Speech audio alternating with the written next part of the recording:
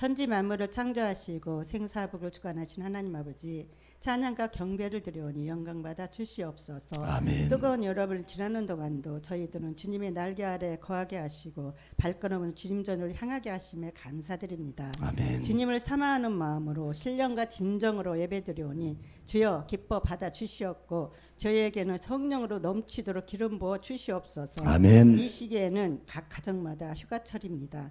어디를 가든지 천군 천사로 보호하사 안전 운행하게 하시고 아름다운 추억을 만들며 사랑 안에 온 가족이 하나 되어 보호하사 즐거움 속에 힘을 재충전하여 온 성도 은혜 속에 새 힘을 받아 달란트 감당하게 하옵소서. 아멘. 오늘은 여러분과 함께 말씀을 나누고 싶은 것은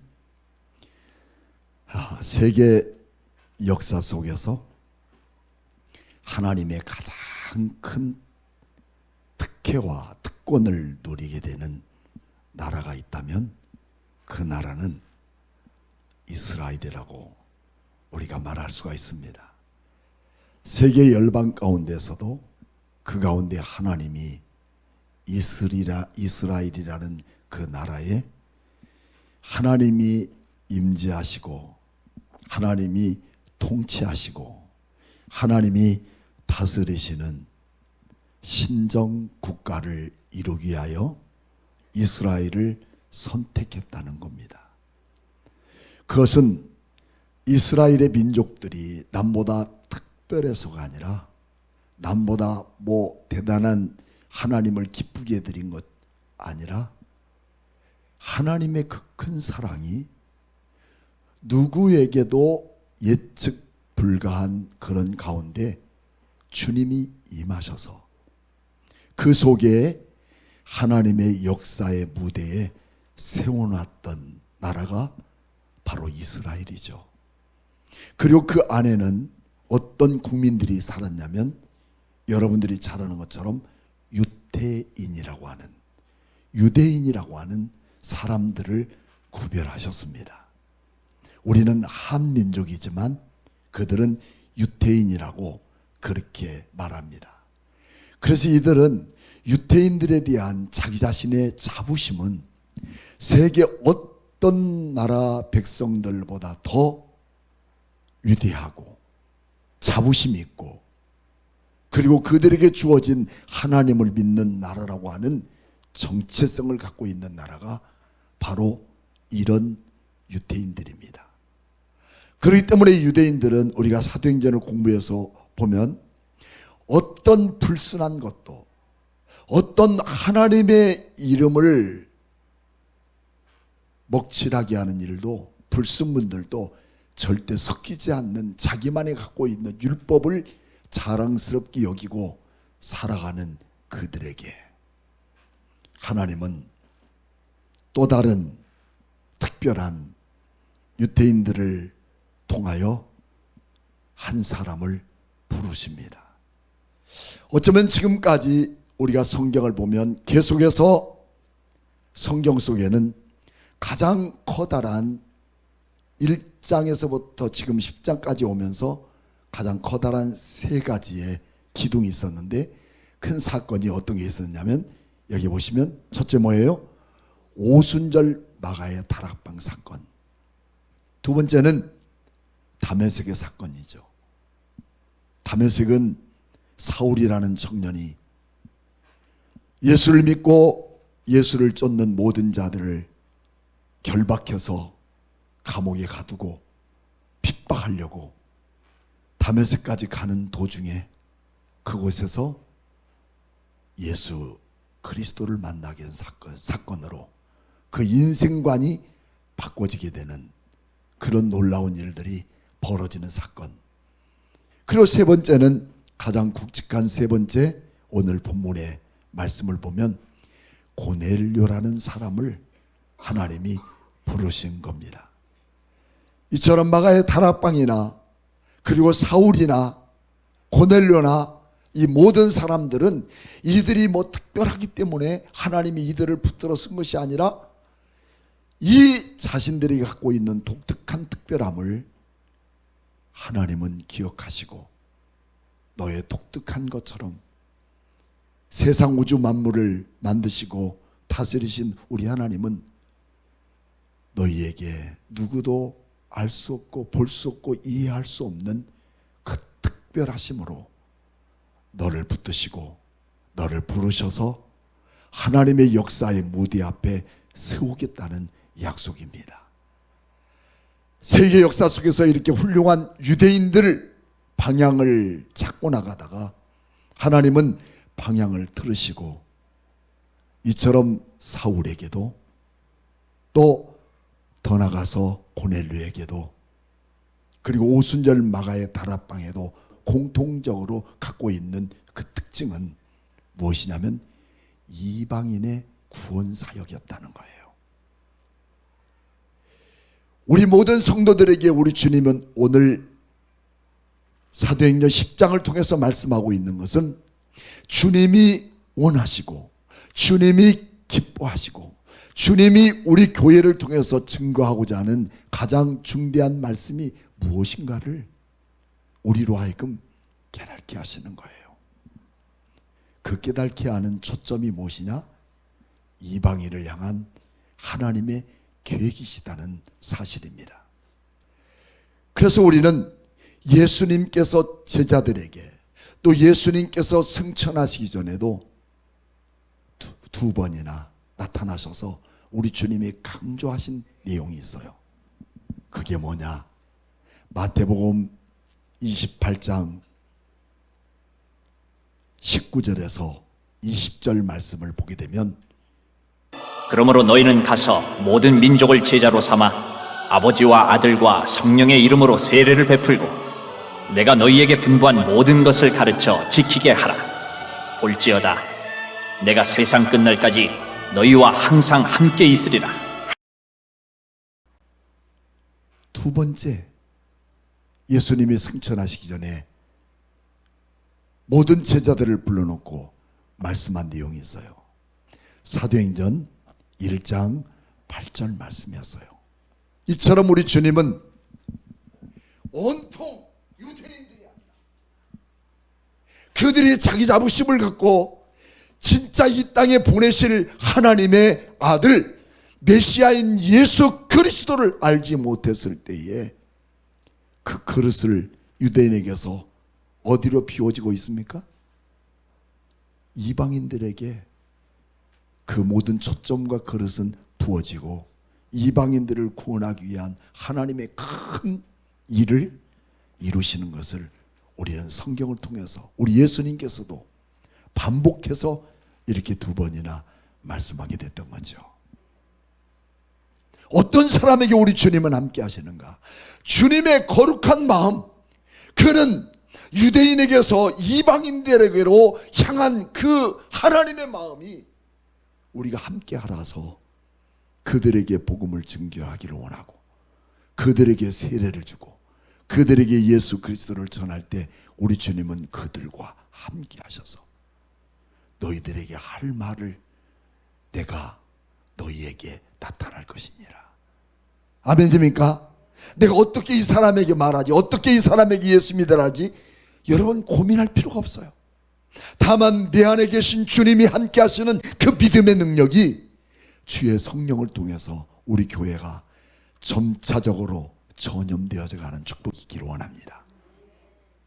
예수의 마음이, 성령의 역사가 우리의 심령 속에 전염될 때 그 속에서는 놀라운 하나님의 역사가 이루어지고 있다는 것입니다. 두 번째 사도행전 1장 8절 말씀에는 같이 읽어봅시다. 시작. 오직 성령이 너에게 임하시면 너희가 권능을 받고, 이 권능이라는 것은요 능력입니다. 내게 가져진 능력이 아니고 내가 갖고 있는 힘이 아니라 하나님이 주신 능력. 이 능력이 내게 임하면 무슨 일이 생기는가? 어떤 일이 생깁니까? 예루살렘과 온 유대와 사마리아와 땅끝까지 이르러 내 증인이 되리라. 지난주 금요일 날은 션이라는 사람의 간증을 10분짜리 잘라서 들었습니다. 당일날 새벽에. 예.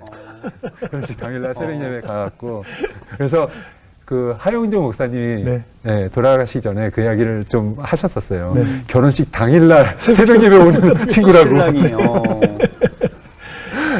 그래서 이제 새벽 예배가 다 끝나고 불이 다 꺼지고 이제 기도. 그래서 하나님 너무 감사하다고 이런 귀한 날씨 주시고 네. 이렇게 기도하고 있는데 옆에서 인기척이 나는 거예요. 저는 이제 깜깜하니 볼 수도 네. 없고 기도하고 있는데. 근데 어떤 분이 일어나시는 인기척이 나더니 저를 향해서 다산에 축복이 있을 겁니다 하고 쑥 가시는 거예요. 제 결혼식 당일날 출산드라야 뭐야 이거. 정말 너무나 신기하게 저에게 그러니까 저는 듣기만 한 거죠. 보지도 네. 못하고 이렇게 기도하고 있는데 다산에 축복이 있을 겁니다. 그러고 나가시는 소리가 들린 거예요. 예. 그런데 그날 그 이야기를 듣고 보니 하나님의 다산의 축복은 4명이 아니라 그렇네요. 400명, 404명의 다산이었다고.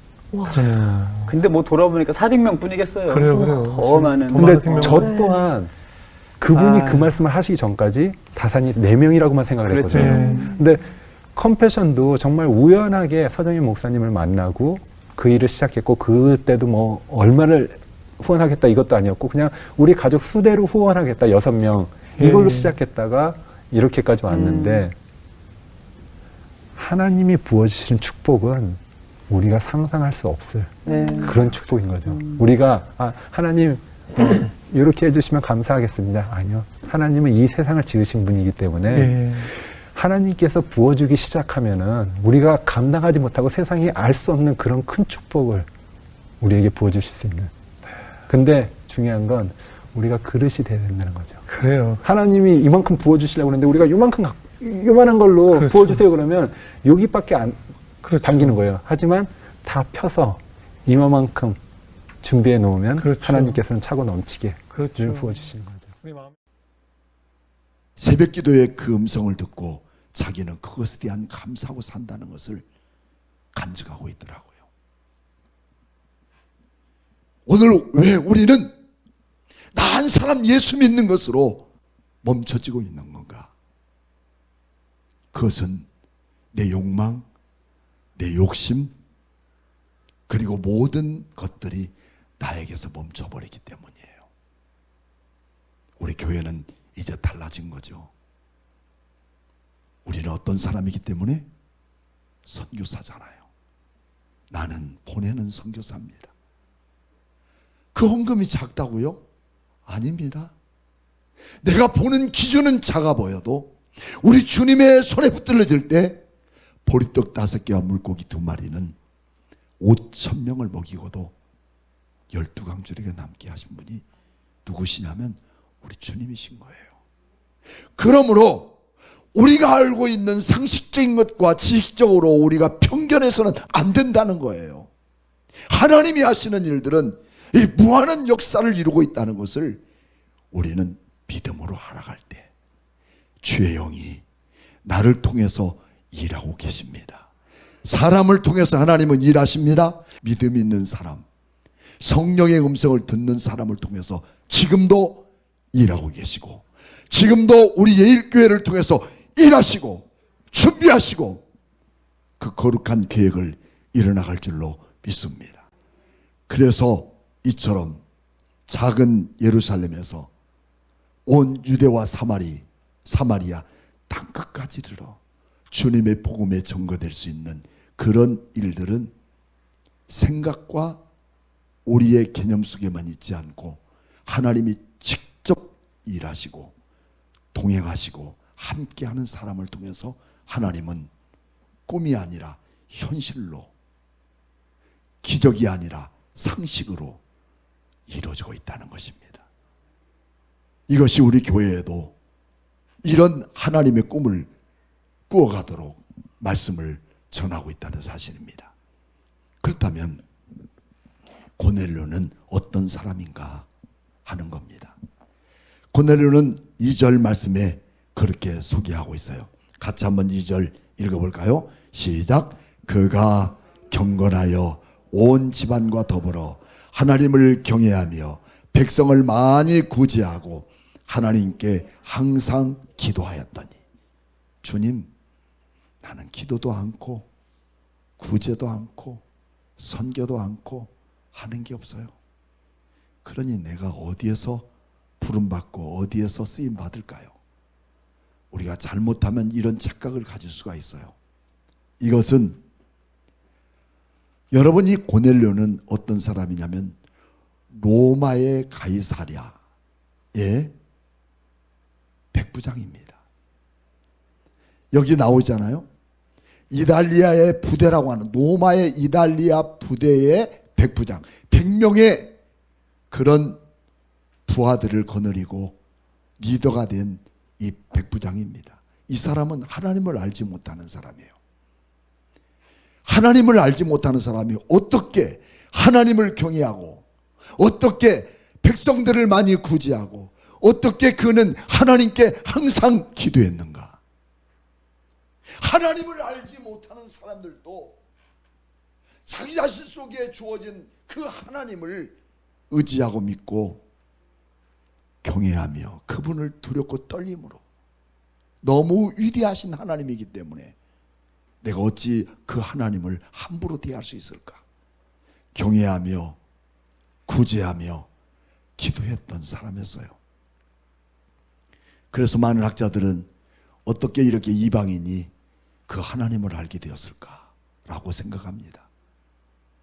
하지만 노마는 고대에 전 세계는 길은 노마로라는 그런 말이 있습니다.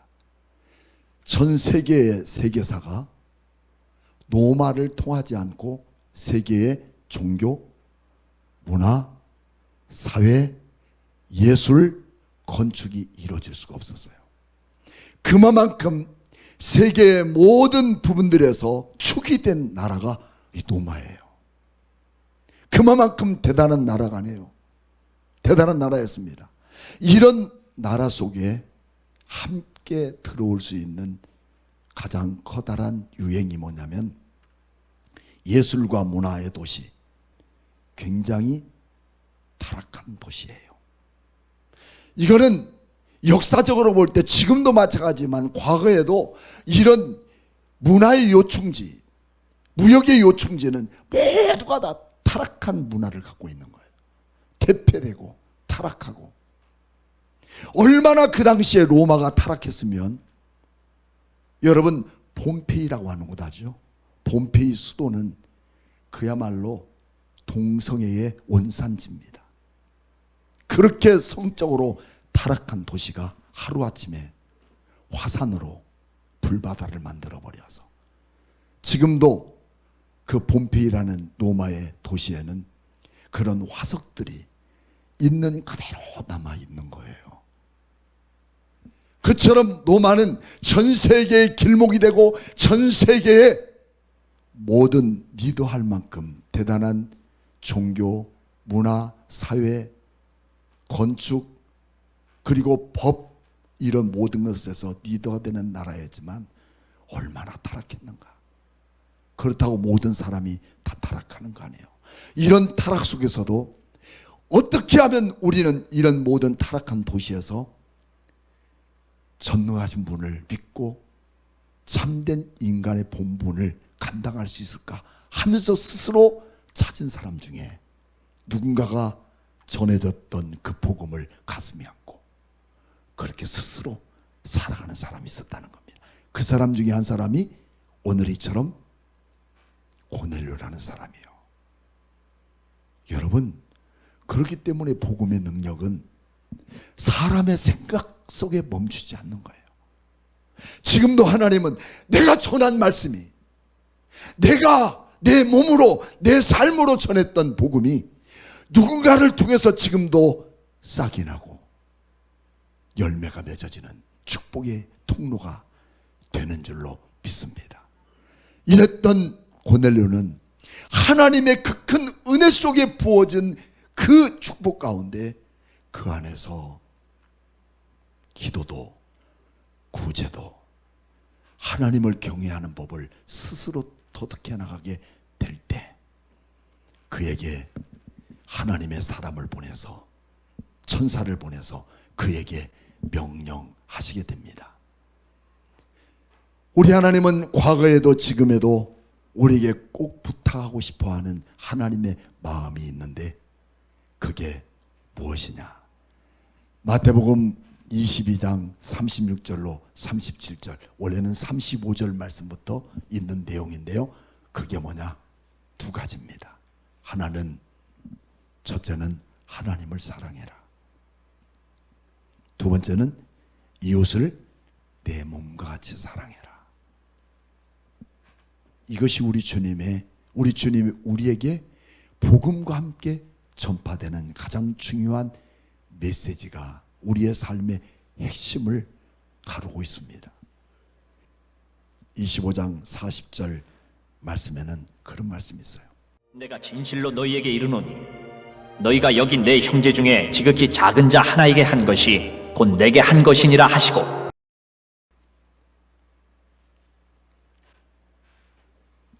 가장 작은 자에게 하는 것이 곧 누구에게 하는 것이냐? 내게 하는 것이다. 여러분, 오늘 우리 안에 누가 작을까요? 교회 안에는 수없이 작은 사람들이 많이 옵니다. 어제는 제가 교회 문을 이렇게 잠궈놓고 하루 종일 말씀을 준비했어요. 왜냐하면 토요일만 되면 별별 사람이 와. 어떤 때는요, 대놓고 목사님에게 딱 보면 알잖아요. 목사님, 그 전주에는 제게 와서 제가 꼭 목사님에게 두 가지 부탁이 있습니다. 뭐냐? 저 좀 바쁜데 잠깐이면 됩니다. 앉아서. 첫째는 내가 꼭 필요한 우리 가족을 위해서 목사님 기도해 주시고, 두 번째는 제 자신을 위한 겁니다. 그래서 제가 그래서 야, 이것저것 따지면 네 자신을 위한 건 얘기해봐. 아니래. 제 진심을 좀 받아주래. 알았다고. 그래 제가 눈을 똑바로 봤어요. 눈이 흐려져요. 뭔지 알겠죠? 그래서 그래, 하나님 오죽하면 나에게 보내겠니? 주머니 있는 거 다 털어서, 제가 다 털어도 얼마 되지는 않습니다만 주고 기도해주고 보냈습니다. 그러고 나니까 토요일 날 되면 몇 사람이 단골 손님이 오는데 설교하다가 불편해. 그 문을 잠궈놓고 했는데 한 분도 안 와서 편하긴 한데 제가 회개했어요. 하나님 죄송합니다. 그래도 우리 교회를 찾아오는 손님인데 내가 거절해도 되겠습니까? 오늘 우리의 이웃이 누굴까요? 나보다 더 소외되고 나보다 더 못한 자를 위해 우리 주님이 우리에게 부탁하고 싶은 것은 그런 자를 통해서, 그런 고뇌를 통해서 구제하게 하고 기도하게 하고 하나님을 경외할 수 있는 이 마음을 주신 것은 우리처럼 대단한 교회 안에서 예수를 믿지 않아도 그런 사람을 우리 주님은 성경에 보니까 뭐라고 말씀하고 있느냐면 4절 말씀, 내 기도와 구제가 하나님 앞에 상달되어, 그 다음 읽으십시오. 어떻게 됐어요? 기억하신 바가 되었다. 기억하신 바가 되었다.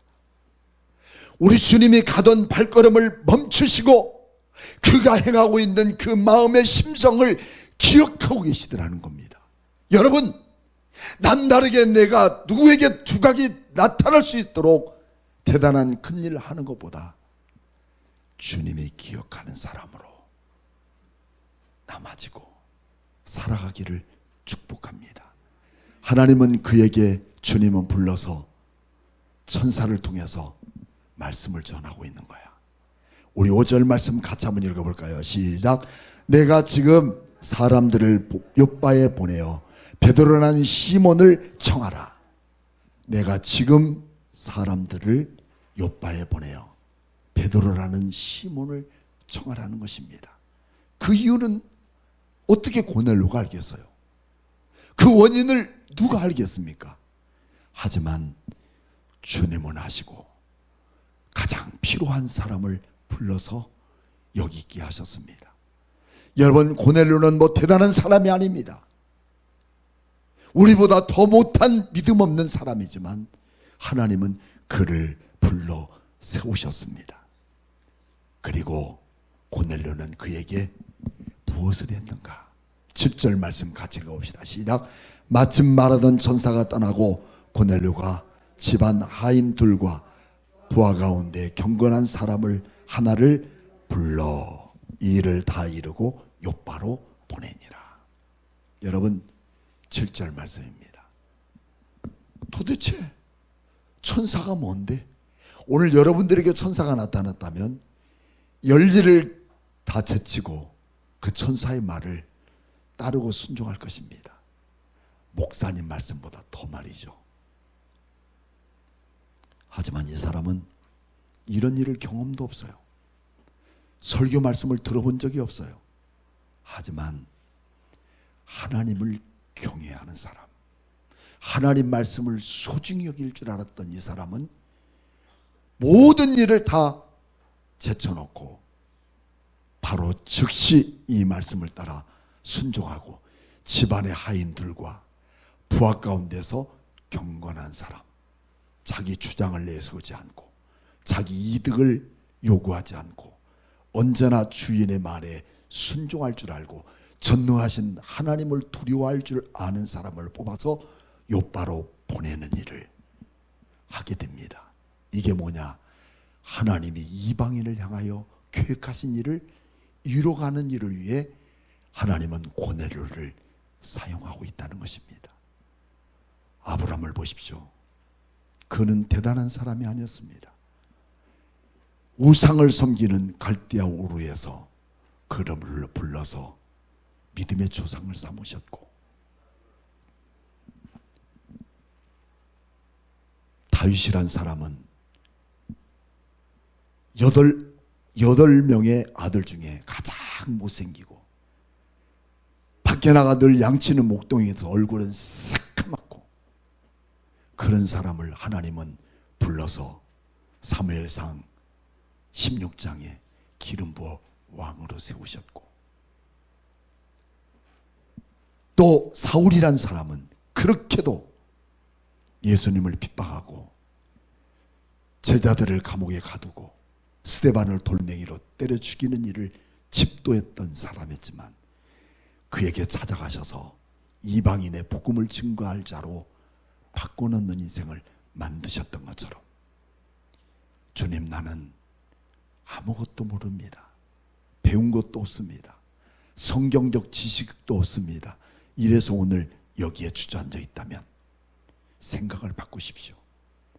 하나님의 영이 우리에게 임할 때, 주님이 나를 찾아오실 때, 내가 주님의 말씀을 들을 때마다 아멘하고 순종하기를 원할 때마다 하나님은 그를 통해서 지금도 일하시고 역사하시는 하나님이심을 믿고 그 주님의 손에 쓰임받는 여러분과 저가 되기를 주님의 이름으로 축복합니다.